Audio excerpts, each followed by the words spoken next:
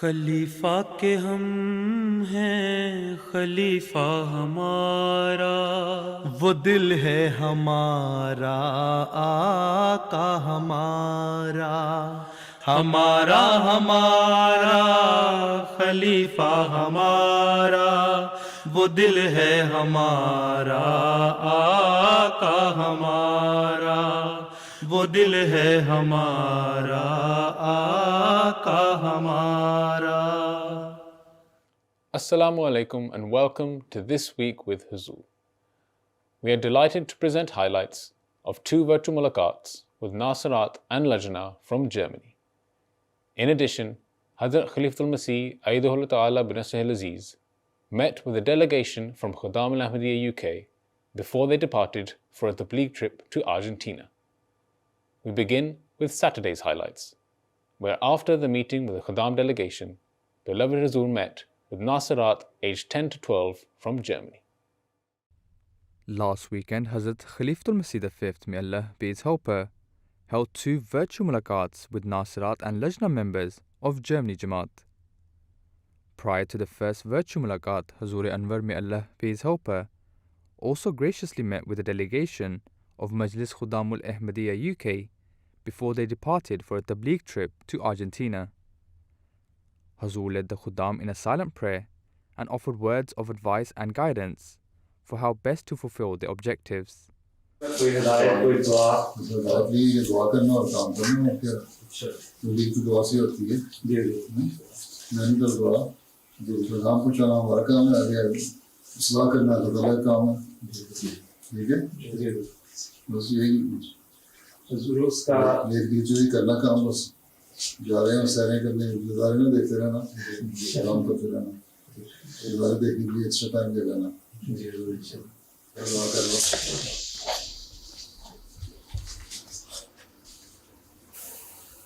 آمین۔ مسیح وسلم نے فرمایا ایک شعر میں ہر طرف آواز دینا ہے ہمارا کام آج جس کی فطرت دے کے آئے گا وہ انجام پر ہمارا کام اتنا ہی ہے کوشش کریں باقی دعا کرنی ہے دعاؤں پہ زور دینا ہے موضوع کے علاوہ نفل بھی پڑھتے رہنا تبلیغ کرنے جا رہے تو بڑے ضروری ہیں اور ذکر الہی بھی کرتے رہنا ٹھیک ہے۔ After meeting the Khuddam, Hazur Anwar, may Allah be his helper, met with Nasirat aged 10 to 12 from Germany, who were gathered at the Beth Sabuh Mosque in Frankfurt. Following tilawat and a short formal session, the Nasirat had the opportunity to ask questions during the rest of the hour-long mulaqat. السلام علیکم، میرا سوال ہے کیا انشاءاللہ تعالی جماعت کی کتب نابینا لوگوں کے لیے برائے زبان میں مہیا ہوگی؟ جزاک اللہ۔ ہاں انشاءاللہ وقت گزرے گا جس طرح جماعت ترقی کر رہی ہے یہ بھی مہیا ہو جائیں گے انشاءاللہ تعالیٰ۔ قرآن کریم پڑھنا آتا ہے؟ جی آتا ہے لیکن مجھے تو میں ایسے پڑھتی ہوں نارمل آتا تو ہے اور میں حفظ بھی کر رہی ہوں۔ اچھا ماشاءاللہ۔ جزاک اللہ۔ تو نے کاغذ رکھا ہوا آگے تمہیں نظر آتا ہے ویسے؟ جی وہ میں آئی پیڈ سے پڑھتی ہوں۔ اچھا ٹھیک ہے مہیا ہوں گی انشاءاللہ تعالیٰ وقت آئے گا تو ابھی تو پرنٹ میں بھی پوری طرح نہیں آئیں ٹھیک ہے انشاءاللہ کوشش کریں گے۔ السلام علیکم حضور، میرا آپ سے سوال ہے کہ انسان ہر کام حکمت سے کرنے کے لیے حکمت کیسے سیکھ سکتا ہے؟ حکمت کیا چیز ہے؟ حکمت ہوتا ہے عقل ہیں، اپنی عقل کو استعمال کرو، عقل بڑھتی ہے علم حاصل کرنے سے بھی ٹھیک ہے۔ علم حاصل کرو اور جب علم حاصل کرو گے تو اس بات میں تمہارے اندر زیادہ اس کو سمجھنے کی صلاحیت پیدا ہوگی، اور جب سمجھنے کی صلاحیت پیدا ہو جاتی ہے کسی چیز کو پھر اس کا جواب بھی حکمت سے دینے کی صلاحیت پیدا ہو جاتی ہے ٹھیک ہے۔ اس لیے حکمت یہ ہے کہ ماحول کے مطابق عقل سے جواب دینا. ایک سوال ہے کوئی کر رہا ہو تمہارے سے, اس کا جواب اگر تم سختی سے دو اور سخت لہجے میں دو اور وہ ناراض ہو جائے اور تمہارے سے لڑائی کرنے لگ جائے تو وہ حکمت نہیں ہے. لیکن وہی جواب اگر تم نرمی سے دو اور پیار سے اور سمجھا کے دو تو وہ حکمت ہے. ٹھیک ہے. تو اللہ تعالیٰ نے جو ہمیں عقل دی ہوئی ہے نا, اس سے فیصلہ کرنا چاہیے کہ میں نے اس کا جواب کس طرح دینا ہے, اور وہ اسی صورت میں ہو سکتا ہے جو تمہارا علم بھی اچھا ہو. ٹھیک ہے. اگر تم زبردستی کسی کو کہو کہ دیکھو تم پردہ نہیں کرتی, اللہ تعالیٰ کے حکموں کو عمل نہیں کرتی, تو اللہ تعالیٰ تمہیں سزا دے گا, جہنم میں ڈالے گا, اس کو غصہ آ جائے گا, تم کون ہوتی ہو مجھے سزا کہنے والی, اللہ نے فیصلہ کرنا ہے, میرا معاملہ اللہ کے ساتھ ہے. اگر یہی بات کسی کو پیار سے کہو کہ میں تو پردہ اس لیے کرتی ہوں, میں تو حجاب اس لیے لیتی ہوں کہ اللہ تعالیٰ کا حکم ہے کہ اس پہ عمل کرو, تو میں تو اپنی دین کی تعلیم کرنے کے لیے کرتی ہوں, تو یہ حکمت سے سمجھا بھی دیا اسے اور لڑائی بھی نہیں ہوئی. ٹھیک ہے. حکمت کا مطلب یہ ہوتا ہے کہ عقل استعمال کرتے ہوئے کسی بات کا جواب دینا جس سے نتیجہ بہتر نکلے. لیکن حکمت کا یہ مطلب نہیں ہے ڈر جانا. اگر کوئی تمہیں کہے کہ تم احمدی ہو اور تم کہو کہ نہیں, حکمت کا تقاضا یہی تھا کہ میں وہاں مجھے لوگ مذاق اڑائیں گے تو میں کہہ دوں میں احمدی نہیں ہوں, تو یہ نہیں حکمت. کہاں اللہ تعالیٰ کے فضل سے مجھے اللہ میاں نے توفیق دی کہ میں نے زمانے کے امام کو مان لیا صلی اللہ علیہ وسلم کی پیشگوئی کے مطابق. ٹھیک ہے. تو یہ جواب ہے. حکمت کا مطلب خوف بھی نہیں ہے. حکمت کا مطلب یہ ہے کہ عقل سے ایک ایسا جواب دینا جس کا برا نتیجہ نہ نکلے. ٹھیک. لیکن جہاں ایمان کا سوال آتا ہے وہاں ایمان کو نہیں چھپانا, وہاں ڈر کے مارے خوف زدہ ہو کے نہیں کہنا کہ یہ حکمت تھی کہ میں نے ڈر کے مارے کہہ دیا میں احمدی نہیں ہوں, یا نماز کا وقت آیا تو میں نے کہہ دیا کوئی بات نہیں ہم نہیں پڑھتے نماز. ایسی باتیں نہیں ہیں. جہاں دین کا معاملہ ہے وہاں غیرت دکھانی ہے.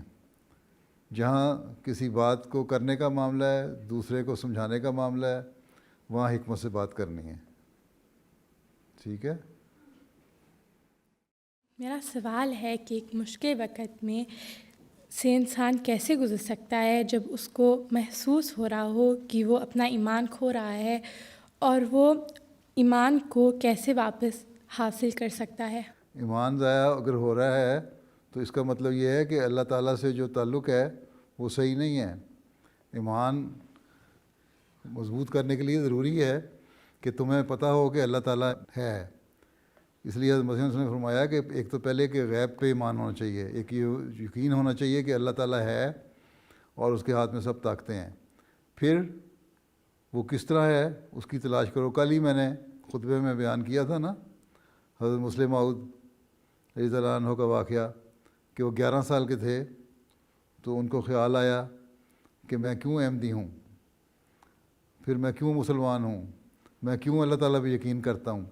پھر انہوں نے سوچنا شروع کیا اور ایک رات اللہ تعالیٰ نے ان کو سکھانا تھا, اس لیے آسمان پہ چمکتے ہوئے ستارے دیکھ کے ہی ان کو پتہ لگ گیا کہ دیکھو یہ جو ستارے ہیں اس کے پیچھے اور ستارے ہیں, سیارے ہیں, ایک کائنات ہے, ایک کائنات کے بعد دوسری کائنات ہے, اتنی لاکھوں کائناتیں ہیں. سائنسدان کہتے ہیں ہمیں پتہ ہی نہیں کتنی کائناتیں ہیں. تو جب ان کو پتہ نہیں ہے, لامحدود ہے, تو پھر اللہ تعالیٰ کی طاقت بھی اسی طرح لامحدود ہے. تو جب یہ پتہ لگ جائے کہ اللہ تعالیٰ ہے تو پھر یہ بھی پتہ لگنا چاہیے کہ اللہ تعالیٰ جو نبی بھیجتا ہے ہماری اصلاح کے لیے وہ بھی سچے ہیں. اور پھر اس زمانے میں جو حضرت صلی اللہ علیہ وسلم کو بھیجا, قرآن کریم میں دیکھو بہت ساری پیشگوئیاں. اگر دیکھو تم لوگ نماز نہیں پڑھتے, اللہ سے دعا نہیں کرتے رو رو کے اپنے ایمان کی مضبوطی کے لیے, تو پھر تو ایمان ضائع بھی ہوتا ہے. پھر اگر قرآن کریم نہیں پڑھتے اور قرآن کریم کو سمجھ کے نہیں پڑھتے, اس میں سے حکم نہیں نکالتے جو ایمان کو مضبوط کرنے والے ہوں, تو پھر بھی ایمان کمزور ہوتا ہے. پھر اس زمانے میں حضرت مسیح موعود علیہ السلام نے ہمیں بہت سارا لٹریچر دیا ہے, اس میں جو آسان باتیں ہیں ایمان مضبوط کرنے کے لیے, اگر ہم وہ پڑھیں تو ہمارا علم بڑھے گا اور علم کے ساتھ ہمارا ایمان بھی بڑھے گا. تو یہ چیز تو محنت سے ہوتی ہے. اللہ تعالیٰ نے قرآن شریف میں یہی کہا ہے والذین جاہدوا فینا, جو میرے راستے میں جہاد کرتے ہیں ان کو میں صحیح راستے دکھاتا ہوں. تو جہاد کا مطلب یہی کوشش کرنی پڑتی ہے ایمان کو لانے کے لیے, اور کوشش یہی ہے کہ اللہ تعالیٰ سے دعا کرو اور اپنا علم بڑھانے کی کوشش کرو، اور قرآن کریم میں جو حکم ہے اللہ کے ان کو سمجھنے کی کوشش کرو، ٹھیک ہے؟ اس عمر میں یہ کوشش کرنی شروع کر دینی چاہیے، 12 سال کی عمر میں، ٹھیک ہے؟ حضور میرا سوال ہے کہ وہ کون سی نظم ہے جو آپ کو بہت پسند ہے اور آپ اکثر سنتے ہیں؟ ہر نظم جو اچھی پڑھی ہوتی ہے مجھے اچھی لگتی ہے، ہیں؟ باقی حضرت مسیح علیہ السلام کی نظمیں ہیں سب سے اچھی، کلام محمود کی نظمیں بہت ساری، در عدن کی نظمیں ہیں، اور بہت ساری شاعروں کی نظمیں ہوتی ہیں۔ کسی دن کسی چیز کا موڈ ہو جاتا ہے، کبھی سننے کا اگر وقت ملے تو، وقت ہی نہیں ملتا نظمیں سننے کے لیے بیٹھ کر ٹھیک ہے؟ جزاک اللہ۔ تم کون سی سنتی ہو نظم؟ بہت ساری سنتی ہوں، جیسے خلیفہ کے ہم ہیں یا خلیفہ دل ہمارا ہے۔ در سمین کی نظمیں پڑھا کرو، اور کلام محمود کی نظمیں پڑھا تو تمہارا اس سے ایمان بھی بڑھے گا، ٹھیک ہے؟ یہ تو عارضی جوش پیدا کرنے کے لیے نظمیں جو ہوتی ہیں وہ تو ہیں، لیکن ایمان بڑھانے کے لیے بھی امام کا کلام، جو زمانے کا امام مسیح موعود علیہ السلام، اور پھر خلفاء کا کلام جو ہے نا اس کو بھی پڑھنا چاہیے، اس سے ایمان میں ترقی ہوتی ہے، ٹھیک ہے؟ جی جزاک اللہ۔ چلو اللہ حافظ۔ السلام علیکم حضور، جاپان، کوریا اور چین میں سلام کرتے وقت جھکتے ہیں۔ میرا سوال ہے کہ اگر ہم ادھر جائیں تو اس طرح جھکنا شرک کہلائے گا، کیونکہ انسان کے سامنے جھکنا جائز نہیں ہے۔ ان کا ایک ٹریڈیشن ہے، ان کا سلام کرنے کا ایک طریقہ ہے، وہ یوں سر جھکا کے سلام کرتے ہیں۔ ہمارے ایشیا میں بھی رواج ہے، پاکستان میں بھی، انڈیا میں بھی ہیں، اور کہ ہم بعض سینے پہ ہاتھ رکھ کے یوں جھک کے سلام کر دیتے ہیں، السلام علیکم کہتے ہیں، ساتھ سینے پہ ہاتھ رکھ کے کہہ دیتے ہیں، تو وہ کوئی شرک تو نہیں ہوتا، ٹھیک ہے؟ ویسے بھی ان کی ٹریڈیشن، ان کا سلام کا طریقہ ہے، وہ یوں جھکتے ہیں، کوئی عبادت کے لیے نہیں جھکتے، وہ اگلے کو خدا سمجھ کے لیے تو نہیں جھک رہے ہوتے کہ اس سے میں نے کچھ لینا ہے یا میں مانگ رہا ہوں، وہ تو ایک کرٹسی کا اظہار ہے کہ دکھائی جا رہی ہے کہ کس طرح ہم آپ کو عزت دیتے ہیں، احترام دیتے ہیں، اور سلام کا ایک طریقہ ہے۔ تو جاپان وغیرہ میں اور بہت ساری جگہ جب عورتیں آتی تھیں سلام کرنے کے لیے تو میں ہاتھ تو نہیں ملاتا نا عورتوں سے، تو میں جھک کے ذرا سا آگے ہو کے السلام علیکم کہہ دیتا ہوں، اس سے وہ ان کو ہو جاتا ہے کہ ہماری عزت افزائی ہو گئی۔ تو اصل چیز تو یہ ہے کہ اگلے کی عزت کرنا، اور ایک اصول یاد رکھو، آن صلی اللہ علیہ وسلم نے فرمایا کہ انما الاعمال بالنیات، کہ اعمال کا دار و مدار نیتوں پر ہے۔ اگر تمہاری نیت کسی کے سامنے جھکنے کی اس لیے ہے کہ تم اس سے مانگو اور اس کو خدا سمجھ رہی ہو تو وہ شرک ہے۔ اگر صرف یہ کرٹسی ہے اور یہ کرٹسی دکھانے کے لیے، اس کو عزت دینے کے لیے یوں کر کے ہلکا سا سر جھکا دیا آگے، یا طرح سے کمر کو بھی خم کر دیا، جھکا دیا، تو اس میں کوئی حرج نہیں ہے، کوئی شرک نہیں ہے یہ۔ میرا سوال ہے کہ لاہوری جماعت ہم سے علیحدہ کیوں ہوئی تھی؟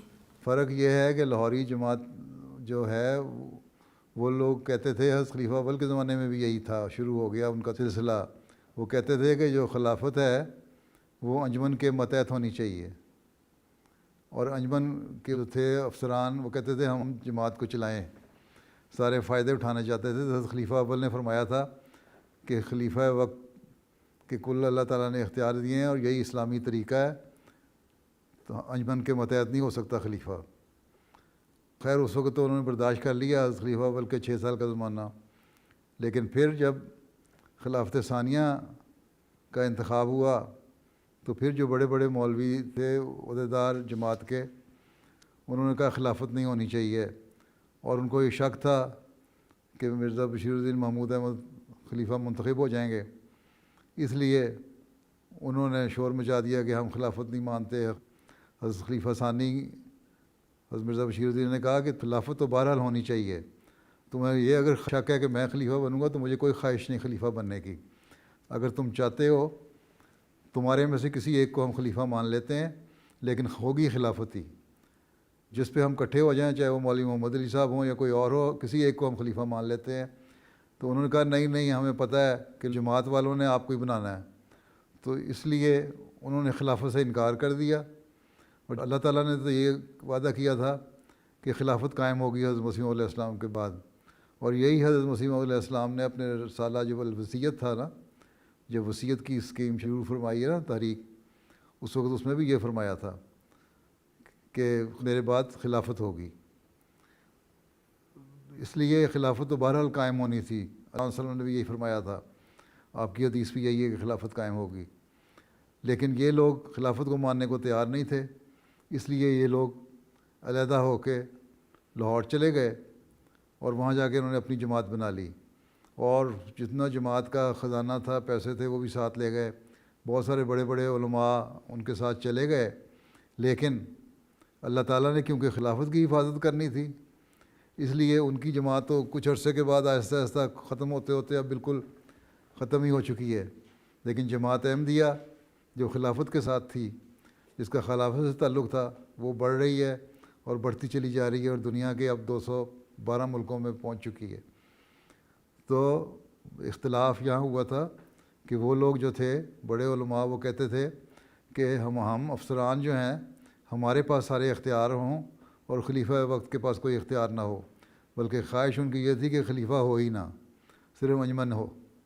اس لیے اس کو بات کو مانا نہیں خلیفہ ثانی نے اور نہ جماعت کے ممبران نے، اور اس کے بعد ناراض ہو کے وہ لاہوری جماعت لاہور چلی گئی لوگ، اور لاہور جا کے انہوں نے اپنے ایک جماعت علیحدہ قائم کر لی، جس کو پیغامی بھی کہتے ہیں، لاہوری بھی کہتے ہیں، غیر مبائی بھی کہتے ہیں، جنہوں نے خلافت کی بیعت نہیں کی۔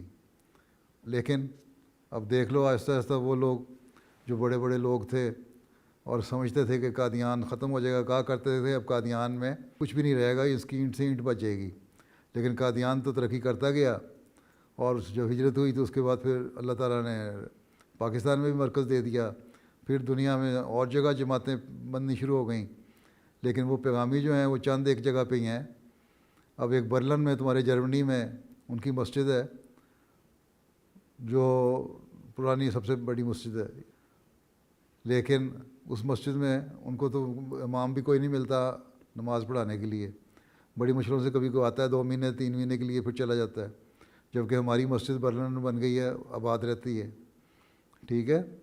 جب میں وہاں گیا ہوں برلن، میں ان کی مسجد دیکھنے بھی گیا تھا، اس وقت وہاں امریکہ سے ایک لڑکا سا آیا ہوا تھا، وہ کہتا تھا میں ان کا امام ہوں اور میں عارضی طور پہ آیا ہوں یہاں، نہ اس میں اماموں والی کوئی بات تھی، نہ کوئی دینی علم پڑھا ہوا تھا، لٹریچر بھی مسلموں کی کتابیں بھی شائع کرتے ہیں، لیکن بس کیونکہ اب ان کے پاس پیسہ ہے، تھوڑا بہت لٹریچر شائع کر لیتے ہیں، چند ایک وہ رہ گئے ہیں، چند 100 ہوں گے ان کے ماننے والے، لیکن جماعت احمدیہ جو خلافت کے ساتھ ہے وہ بڑھتی چلی جا رہی ہے۔ تو وہاں مسجد میں بھی میں نے دیکھا ہر طرف کوئی پرسان حال نہیں تھا، بڑا برا انتظام تھا، مسجد کی صفائی بھی کوئی نہیں ہوئی تھی، لیکن جماعت احمدیہ دیکھ لو جرمنی میں بھی نئی نئی مسجدیں بنا رہی ہے اور ترقی بھی کر رہی ہے، یہ خلافت کی وجہ سے ہی ہے۔ اور اسی طرح دنیا کے دوسرے ملکوں میں، افریقہ میں، ایشیا میں، آسٹریلیا میں، جزائر میں، امریکہ میں، یورپ میں، ہر جگہ جماعت ترقی کر رہی ہے، ٹھیک ہے۔ تو وہ لوگ خلافت کے انکاری تھے، اس لیے چلے گئے، اور اس کا نقصان بھی انہوں نے دیکھ لیا۔ اب ان میں سے بہت سارے ایسے ہیں جو اس بات کو مانتے ہیں کہ ہم نے خلافت کو چھوڑ کے غلطی کی، اور اب ان میں سے پیغامیوں میں سے فجی میں گیا ہوں تو وہاں مجھے ملنے بھی آئے تھے بعض، اور انہوں نے بیعت بھی کی ہے، وہاں اسی طرح نیوزی لینڈ میں آئے تھے، انہوں نے بیعت کی۔ تو آہستہ آہستہ لوگ ان میں سے جن کو سمجھ آ رہی ہے احمدی ہوتے بھی گئے اور خلافت کے سائے تلے آ گئے، ٹھیک ہے۔ حدیث سے پتہ چلتا ہے کہ جب حضور صلی اللہ علیہ وسلم پر وحی نازل ہوتی تھی تو ایسی کیفیت ہو جاتی تھی کہ باوجود سردی کے موسم میں آپ کو پسینہ آ جاتا تھا۔ میرا سوال یہ ہے کہ ایسی کیفیت کیوں ہوتی تھی، اور کیا اس وقت آپ جسمانی تکلیف بھی محسوس فرماتے تھے، اور کیا جب حضرت مسیح موعود علیہ السلام پر الہام ہوتے تھے تو آپ کی بھی ایسی ہی کیفیت ہوتی تھی؟ جب وہی فرشتے لے کے آتے ہیں تو وہ ایک ایسا وقت ہوتا ہے کہ وہ اللہ تعالیٰ کے جلال اور عظمت کا خوف نبیوں کو سب سے زیادہ ہوتا ہے، اور جب فرشتے پیغام لے کے آ رہے ہوتے ہیں تو اس کا بوجھ اتنا زیادہ ہوتا ہے کہ انسان کانپ کے رہ جاتا ہے، اور جس کو صحیح فہم ہو، ادراک ہو اس چیز کا اس کو سب سے زیادہ اس کا احساس ہوتا ہے. تو حضرت صلی اللہ علیہ وسلم جو کیفیت ہوتی تھی وہ اس لیے ہوتی تھی کہ اللہ تعالیٰ کی یہ وحی نازل ہوئی ہے اور اس وقت لگتا تھا کہ ٹنوں بوجھ، آپ فرماتے ہیں کہ میرے لگتا تھا میرے اوپر پڑ گیا ہے، اور فرشتے وہ پیغام لے کے آتے تھے. اس وحی کا بوجھ ہی اتنا ہوتا ہے کہ وہ انسان اس سے کانپ جاتا ہے دل، جس کو صحیح اللہ تعالیٰ کا کہ وجود کا ادراک ہو، اور نبیوں کو سب سے زیادہ اس کا ہوتا ہے. اس لیے ایسی حالت ہوتی تھی. اور یہی حضرت مسیح علیہ السلام پہ بھی جب الہامات کی کیفیت طاری ہوتی تھی تو آپ پہ بھی گو اس مقام پہ تو نہیں پہنچ سکتے جہاں حضرت صلی اللہ علیہ وسلم پہنچے تھے، لیکن آپ پر بھی ایسی کیفیت طاری ہو جاتی تھی کہ آپ کا جسم جو تھا وہ بہت زیادہ کانپنے لگ جاتا تھا، اور ایک ایسی کیفیت پیدا ہو جاتی تھی کہ لگتا تھا کہ کوئی الہام ہو رہا ہے. جتنا زوردار الہام ہوتا تھا اتنی زیادہ آپ کی جسمانی کیفیت ہوتی ہے، اور تھوڑی دیر کے لیے پھر کمزوری بھی رہتی ہے، پھر وہ کیفیت جاتی رہتی ہے. ٹھیک ہے، جزاکم اللہ واحسن الجزا. چلو پھر وقت ختم ہو گیا. صدر صاحب بیٹھی ہیں؟ جی. اچھا، گھنٹہ ہو گیا آپ کا پورا. میرا خیال ہے سوال بھی آپ کے تقریباً ہو ہی گئے ہیں سارے. جی جزاکم اللہ. چلو پھر اللہ حافظ. السلام علیکم ورحمۃ اللہ وبرکاتہ. السلام علیکم.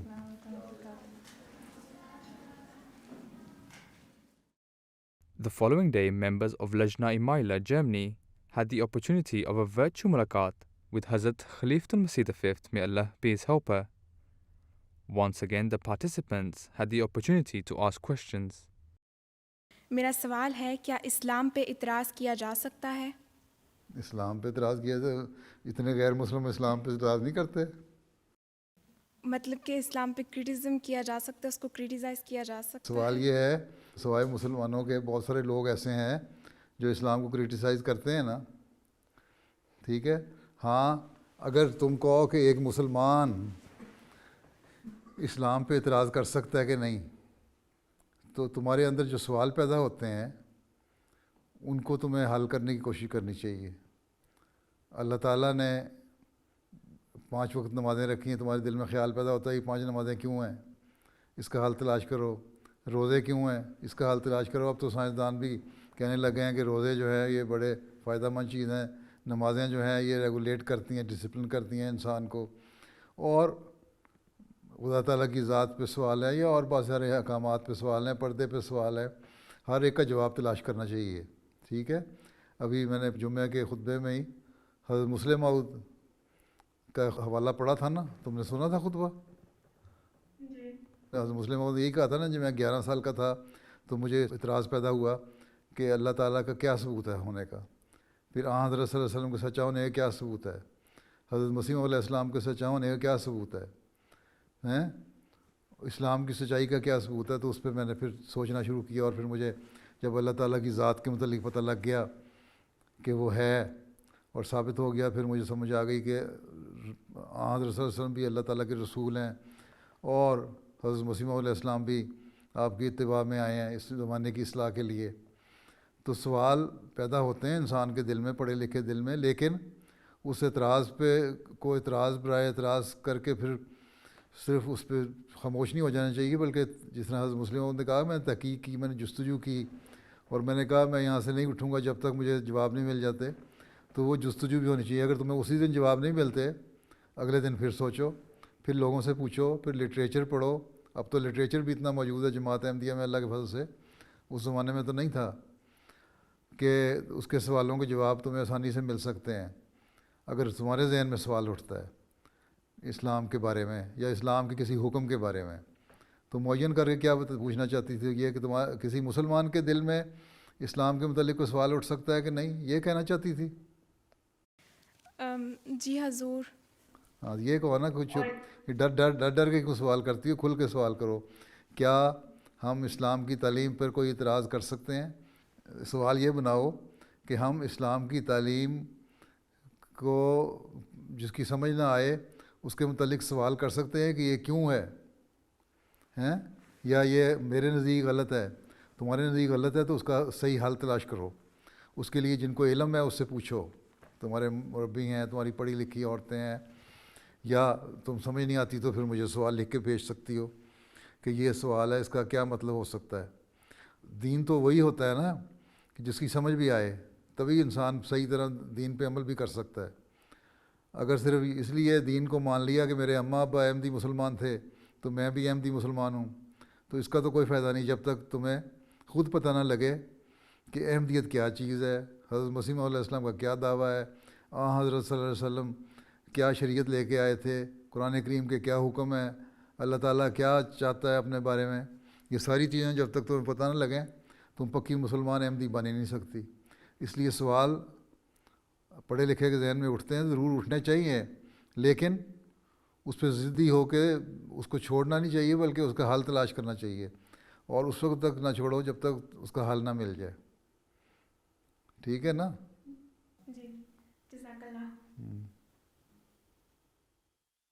السلام علیکم ورحمۃ اللہ وبرکاتہ۔ حضور، میرا سوال ہے کہ ہم کیا عمل کریں کہ ہمارے اندر عاجزی اور انکساری پیدا ہو؟ اپنے آپ کو عاجز سمجھو۔ ایک تو اللہ تعالیٰ سے 5 وقت کی نمازوں میں دعا کیا کرو کہ اللہ تعالیٰ میرے اندر تکبر نہ پیدا کرے، کیونکہ اللہ تعالیٰ کہتا ہے میں تکبر کو نہیں پسند کرتا۔ اس لیے اللہ تعالیٰ سے ہمیشہ دعا مانگنی چاہیے کہ اللہ تعالیٰ ہمیں تکبر سے بچا کے رکھے۔ ٹھیک ہے؟ تو اور پھر جو لوگوں سے ملو اچھے اخلاق دکھا کے ملو، سلام کرو ہر ایک کو، ٹھیک ہے، اور ہر ایک سے ہنس کے مسکرا کے بات کرو، ٹھیک ہے، اور بہرحال یہ دیکھو کہ میں احمدی ہوں، احمدی مسلمان ہوں، میں نے اللہ تعالیٰ کے حکموں پر عمل کرنا ہے اور اللہ تعالیٰ کو خوش کرنا ہے۔ ٹھیک ہے؟ جی ٹھیک ہے، جزاک اللہ۔ میرا سوال ہے، اللہ تعالیٰ کی مرضی کے بغیر کچھ نہیں ہوتا، پھر بھی احمدیوں پر کیوں ظلم ہوتا ہے؟ اچھا یہ بتاؤ کہ اللہ تعالیٰ کیا کہتا ہے، اللہ کا سب سے پیارا نبی کون تھا؟ حضرت محمد صلی اللہ علیہ وسلم۔ حضرت محمد صلی اللہ علیہ وسلم۔ تو کیا مکے میں آپ 13 سال ظلم نہیں ہوتے رہے؟ جی ہوتے رہے۔ اس کے بعد پھر جب مدینہ آئے تو وہاں بھی بہت ساری مشکلات کا ہی سامنا کرنا پڑا نا، ٹھیک ہے۔ پھر جب فتح مکہ ہوئی اس کے بعد بھی تو پھر ظالموں نے حملہ کیا، اس کے بعد بھی جنگ ہوتی رہی، پھر منافقین بھی سر اٹھاتے رہے، ٹھیک۔ پھر خلفائے راشدین آئے، ان کے زمانے میں بھی ظلم ہوتے رہے، جہاں جہاں تھوڑے سے مسلمان ہوتے تھے ان پہ ظلم ہوتے رہے، ٹھیک ہے۔ تو اللہ تعالیٰ قرآن شریف میں کہتا ہے میں لوگوں کو آزماتا ہوں، دیکھتا ہوں کہ تمہارا ایمان کتنا ہے، مضبوط ہے، ٹھیک ہے۔ تمہارے پہ جو ظلم ہوتا ہے، زیادتی ہوتی ہے، اور تم پھر بھی اللہ تعالیٰ کو نہیں بھولتے اور لوگوں سے نہیں ڈرتے اور صرف اللہ کا خوف رکھتے ہو دل میں، تو پھر اللہ تعالیٰ تمہیں ریوارڈ دیتا ہے۔ یہ دنیا جو ہے یہاں بھی دے دیتا ہے اور اگلے جہان میں بھی ریوارڈ دیتا ہے۔ اب دیکھو تم لوگ یہاں بیٹھے ہوئے ہو، تمہارے والدین پہ ماں باپ پہ اگر ظلم ہوئے پاکستان میں تو وہاں سے آ گئے، وہاں اگر ظلم برداشت کر کے آئے اور اپنی دولت یا روپیہ لٹا کے آئے اور تم لوگوں کو نقصان پہنچایا گیا، کاروبار جلائے گئے، تو یہاں آ کے اللہ تعالیٰ نے اور بے شمار دے دیا، اس سے بڑھ کے دے دیا، ٹھیک ہے۔ ظلم کرنے والے ایک وزیر اعظم نے کہا کہ میں احمدیوں کے ہاتھوں میں کشکول پکڑا دوں گا، ٹھیک ہے، بھیک مانگیں گے، پیالہ لے کے لوگوں سے پیسے مانگا کریں گے احمدی، آج کل بڑے کرتے ہیں، ایسا ان کا حال کروں گا۔ وہ حال کیا ہوا، اس کو تو اللہ تعالیٰ نے مار دیا، اور اس کے اپنے جرنیل نے اس کو پھانسی لٹکا دیا، ٹھیک ہے۔ اور احمدی جن کے ہاتھوں میں کشکول پکڑانا تھا آج دنیا میں پھیلے ہوئے ہیں، اور اللہ کے فضل سے جماعت ترقی بھی کر رہی ہے، اور ہر جگہ ہم مسجدیں بھی بنا رہے ہیں، مشن بھی بنا رہے ہیں، تبلیغ بھی کر رہے ہیں، اور ذاتی طور پہ بھی احمدی بہتر حالات میں ہو رہے ہیں۔ تو اللہ تعالیٰ آزماتا ہے دیکھنے کے لیے تمہارے اندر کتنا ایمان ہے۔ تو ظالموں کو تو اس ظلم کا سزا دے دیتا ہے، ساتھ تم لوگوں کو بھی آزماتا ہے اور دیکھتا ہے، اور اس دنیا میں بھی جزا دیتا ہے اور اگلے جہان میں بھی جزا دیتا ہے، ٹھیک ہے۔ اور یہ ہمیشہ ہر نبی کے ساتھ آیا، ہر نبی پہ ظلم ہوا، ہر نبی کی جماعت پہ ظلم ہوا، لیکن اللہ تعالیٰ آخر میں ان کو بچا لیتا ہے اور ان کو کامیاب کرتا ہے، ٹھیک ہے۔ ٹھیک ہے، جزاک اللہ حضور۔ السلام علیکم۔ میرا سوال ہے کہ حضرت محمد صلی اللہ علیہ وسلم کے خلاف جو اسکول کی کتابوں میں خاکے چھپے ہوئے ہیں ان کے خلاف ہم کیا کر سکتے ہیں؟ تم ان کو بتاؤ کہ اس طرح اگر ایک دوسرے کے مذہب کے جو لیڈر ہیں، جو مذہبی فاؤنڈر ہیں کسی مذہب کے، یا نبی ہیں یا رسول ہے، ان کے خلاف اگر ہم بولیں گے تو اس طرح ہمارے امن اور سلامتی قائم نہیں رہ سکتی اسکول میں یا معاشرے میں۔ بے شمار جگہ میں نے لیکچر دیے ہوئے ہیں، اگر تم میرے پاتھ وے ٹو پیس پڑھو اس میں بھی تمہیں بہت ساری باتیں پتہ لگ جائیں گی، وہ تم میری کتاب پڑھ سکتی ہو، جرمن زبان میں بھی چھپی ہوئی ہے۔ اسی طرح آن وسلم پہ اوپر جو خاکے چھاپے ہیں اس پہ بھی میں نے خطبات دیے ہوئے تھے بہت سارے، ان کو بھی پڑھو کہ اس طرح امن نہیں قائم رہ سکتا ہے دنیا میں امن قائم رکھنا ہے تو ہمیں آپس میں ایک دوسرے کے جذبات کا خیال رکھنا چاہیے، ٹھیک ہے؟ اگر کوئی کسی کے ماں باپ کو برا کہے تو لڑائی ہو جائے گی نا، تو حضرت صلی اللہ علیہ وسلم تو ہمیں اپنے ماں باپ سے بھی زیادہ پیارے ہونے چاہیے، ٹھیک ہے؟ اس لیے ان سے کہو کہ دیکھو میں اس طرح تمہارے سے خوش نہیں رہ سکتی، اس لیے امن قائم رکھنا ہے، آپس میں محبت اور پیار سے رہنا ہے، تو ہمیں عزت و احترام سے رہنا پڑے گا۔ انہوں نے کہنا لیکن ہم حضرت عیسیٰ کا عزت کرتے ہیں، حضرت موسیٰ کی عزت کرتے ہیں، ہم سارے نبیوں کی عزت کرتے ہیں، ہم سارے نبیوں کو مانتے ہیں، اور یہی ہمیں حضرت صلی اللہ علیہ وسلم نے سکھایا تاکہ دنیا میں امن اور پیار قائم ہو۔ تم لوگ اگر ایسی باتیں کرو گے تو امن نہیں قائم رہ سکتا، اور ہمارے جذبات جو ہیں وہ ان کو تم ہرٹ کر رہے ہوگے، ٹھیک ہے؟ اچھا تمہارا ہو گیا مسئلہ حل؟ چلو جاؤ بیٹھو، جزاکم اللہ پیارے۔ چلو پھر اللہ حافظ ہو۔ وعلیکم السلام۔ السلام علیکم، اللہ حافظ، السلام علیکم۔ Those were highlights from just some of beloved Huzoor's activities last weekend. We now end with our final segment, the Friday Sermon Summary. In today's Friday sermon, Huzoor, may Allah be his helper, continued his series of sermons on Hazrat Abu Bakr Raziyallahu Anhu. Towards the end, Huzoor, may Allah be his helper, asked for prayers for the current condition of the world. موجودہ جو دنیا کے حالات ہیں اس بارے میں بھی دعا کے لیے کہنا چاہتا ہوں، انتہائی خطرناک ہو چکے ہیں اور ہو سکتے ہیں بڑھتے جا رہے ہیں، یہ صرف ایک ملک نہیں بلکہ بہت سے ممالک اس میں شامل ہو جائیں گے اگر یہ اسی طرح بڑھتا رہا، اور پھر اس کا اثر نسلوں تک رہے گا، اس کی خوفناک انجام کا۔ خدا کرے کہ لوگ خدا تعالیٰ کو پہچاننے والے ہوں اور اپنی دنیاوی خواہشات کی تسکین کے لیے انسانوں کی جانوں سے نہ کھیلیں۔ بہرحال ہم تو دعا کر سکتے ہیں اور کرتے ہیں، سمجھا سکتے ہیں اور سمجھاتے ہیں، اور ایک عرصے سے ہم یہ کام کر رہے ہیں، لیکن بہرحال ان دنوں میں خاص طور پر احمدیوں کو بہت دعا کرنی چاہیے۔ اللہ تعالیٰ جنگ کی جو حالات ہیں، خوفناک حالات اور تباہ کاریاں جو ہیں، جو ان کا تصور بھی انسان نہیں کر سکتا، ایسی تباہ کاریاں ہو سکتی ہیں، اللہ تعالیٰ ان سے انسانیت کو بچا کے رکھے۔